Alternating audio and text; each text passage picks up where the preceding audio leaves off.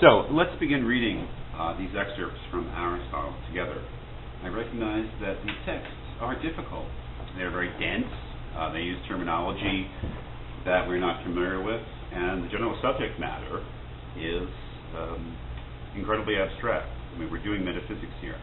So I recognize the difficulty of the text, and that is what I'm here for, and that is why I'm making these little videos, is to enable you, to the best of my ability, to read it for yourself. So let's go through these brief excerpts from Aristotle, first from a book called The Categories, and then secondly our excerpt from Aristotle's Metaphysics having to do with the subject of the unmoved mover of God. We'll go through these very carefully. Now, if we look at the reading from Aristotle's Categories, we see that the first word there is substance, and that is what we're interested in. That is what we're focusing on here, is Aristotle's idea of substance. What you should be seeing right now is a Greek word, ousia, on the screen. Ousia is the term that's being translated here as substance, and I think substance, for various reasons, is actually a good translation, especially for what we'll be looking at, and we'll see that later. But you should know that there's a lot of unhappiness amongst some philosophy people with that translation, substance, that is, somehow is an inaccurate translation of the ancient Greek. Obviously, the word substance is not a Greek word. Maybe not obviously, I should say. It's actually an English version of a Latin term. So you see that there's a history of reading, interpreting, and translating Aristotle. It's been going on for 2,500 years, and the Latin language, which is the scholarly language of Europe in the Middle Ages, and continuing into the early modern period, had a very definite effect. But that word substance is meant to capture what Aristotle, the word that Aristotle used, which is ousia. Ousia is a form of a verb. The participle, doesn't matter. It is very closely tied to the Greek verb to be. So substances, first of all, are not, they're not what we would use the word for most commonly. A substance being, I don't know, a physical substance, or denoting some powdery sort of material or something like that. Substance for Aristotle means a being, an existing thing, something that has being or is a being, something that is a real existing thing. And when Aristotle begins to characterize what he thinks substances are, we see that he is in the same philosophical territory that Plato was to a certain extent. In Plato's Phaedo, amongst so many other things, we did get Plato's idea of what was real. That is, what had being, what existed most fundamentally. And by all accounts, what Plato thought existed most fundamentally were what he called the forms, the ideas or essences. Beauty, justice, virtue, the good, things like that, the absolutes.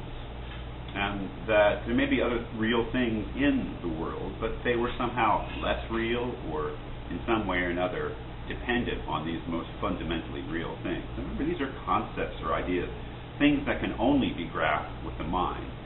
And what they definitely weren't, that is, what Plato didn't think was most real or truly real, were the ordinary things that surround us in everyday life.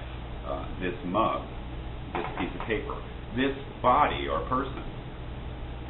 Those were thought to be real only insofar as they participated in what was most real, the form or idea. Aristotle, who was a student of Plato for many, many years, can be thought of, I think, usefully, especially for us, as responding to this Platonic notion of what is real, this Platonic metaphysics. And what is truly radical in terms of Plato is Aristotle's departure from our idea of what is most fundamentally real. He begins our little excerpt here by saying, substance, in the truest and primary and most definite sense of the word is that which is neither predicable of a subject nor present in a subject.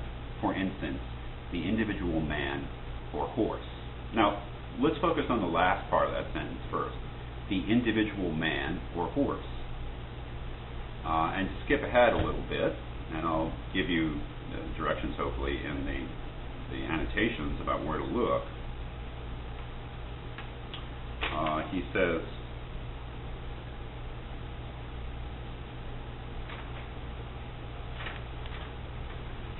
all substance appears to signify that which is individual.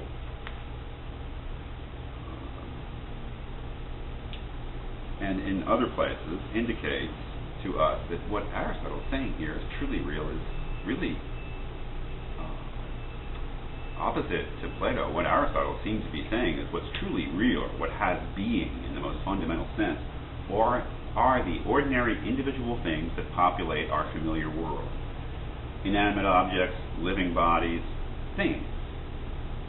And that's these individual things which should be thought of as being the most real. So let's take that, keep that in mind, and go back to that first sentence. Again, substance, in the truest and primary and most definite sense of the word, is that which is neither predicable of a subject nor present in a subject.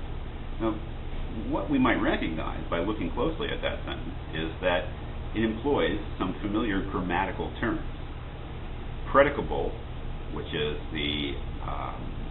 an adjective derived from the noun predicate, and subject and predicate, the basic components of any sentence. There is a subject of a sentence, that is, whatever the sentence is about, and there is a predicate, that is something that's being said about that thing. Let's take a basic example of a sentence. The car is red. In that sentence, car stands for the subject, or performs the role of the subject, red of the predicate. We have something, and then something which is being said about that something.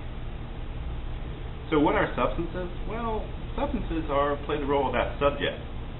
That is, there are things in the world that we talk about, that we say things about.